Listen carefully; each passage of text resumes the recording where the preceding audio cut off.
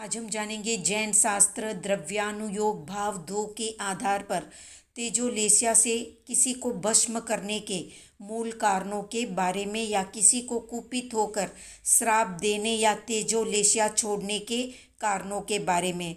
तो किसी श्रमण निग्रंथ को तेजोलब्धि या तेजोलेस्या 3 कारणों से प्राप्त होती है। पहला कारण है आतापना लेने से, दूसरा कारण है क्रोध शांति या क्षमा करने से, तीसरा कारण है जल रहित तपस्या करने से।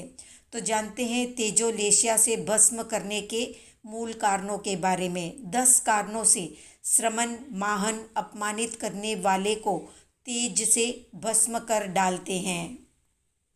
पहला, कोई व्यक्ति तेजोलेस्या या तेजोलब्धि से संपन्न साधु या श्रमण का अपमान करता है तो वो साधु अपमान से कुपित होकर उस पर तेज फेंकता है। वो तेज उस व्यक्ति को परितापित कर देता है और परितापित करके उसे तेज से भस्म कर देता है।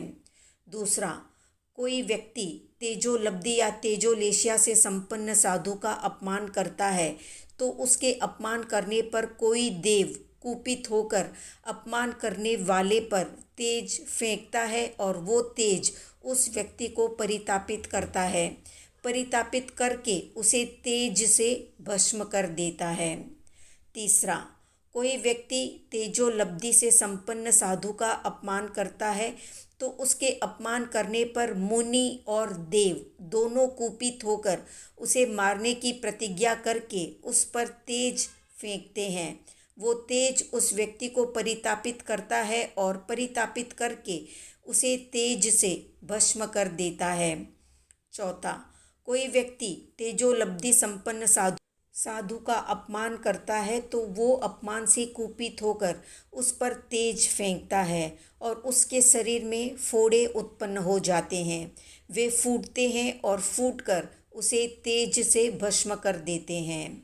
पांचवा, कोई व्यक्ति तेजोलब्धि संपन्न साधु का अपमान करता है तो उसके अपमान करने पर कोई देव कुपित होकर उस पर तेज फेंकता है, तब उसके शरीर से फोड़े उत्पन्न होते हैं। वे फूटते हैं और फूटकर उसे तेज से भस्म कर देते हैं।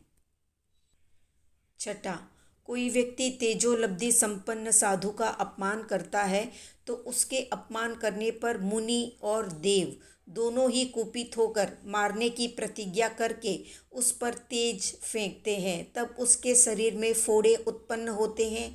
वे फूटते हैं और फूटकर उसे तेज से भस्म कर देते हैं। सातवां, कोई व्यक्ति तेजोलेस्या संपन्न साधु का अपमान करता है तब वो अपमान करने वाले पर कुपित होकर उस पर तेज फेंकता है, तब उसके शरीर में फोड़े उत्पन्न होते हैं। वे फूटते हैं, उससे छोटी छोटी फुंसियाँ निकलती है। वे फूटती है और फूटकर उसे तेज से भस्म कर देती है। अगर कोई व्यक्ति तेजोलेस्या संपन्न साधु का अपमान करता है तो उसके अपमान करने पर कोई देव कुपित होकर अपमान करने वाले पर तेज फेंकता है, तब उसके शरीर में फोड़े उत्पन्न होते हैं। वे फूटते हैं, उससे छोटी छोटी फुंसियाँ निकलती है। वे फूटती है और फूटकर उसे तेज से भस्म कर देती है। नौवां, कोई व्यक्ति तेजोलेस्या संपन्न साधु का अपमान करता है तो उसके अपमान करने पर मुनि और देव दोनों कुपित होकर उसे मारने की प्रतिज्ञा करके उस पर तेज फेंकते हैं, तब उसके शरीर में फोड़े उत्पन्न होते हैं। वे फूटते हैं, उनमें पुल यानी फुंसियाँ निकलती है। फिर वे फूटती है और फूटकर उसे तेज से भस्म कर देती है। 10वां, कोई व्यक्ति तेजोलेस्या संपन्न साधु का अपमान करता हुआ उस पर तेज फेंकता है।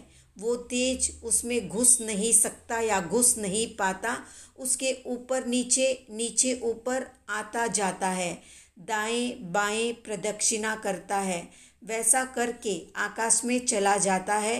फिर वहाँ से लौटकर उस श्रमण माहन के प्रबल तेज से प्रतिहत होकर वापस उसी के पास लौट आता है और लौटकर उसके शरीर में प्रवेश करके उसे और उसकी तेजोलब्धि के साथ भस्म कर देता है। जिस प्रकार भगवान महावीर पर छोड़ी गई मक्खली पुत्र गोशालक की तेजोलेशिया का परिणाम हुआ था। वीतरागता के प्रभाव से भगवान महावीर भस्मसात नहीं हुए, वो तेज लौटा और उसने गोशालक को ही जला डाला। तो ये थी संक्षिप्त जानकारी तेजोलेशिया से भस्म करने के कारणों से संबंधित। तो आज का प्रश्न है, लेशिया के कितने प्रकार है? कमेंट में बताएं। वीडियो पसंद आया तो लाइक, शेयर, सब्सक्राइब करें।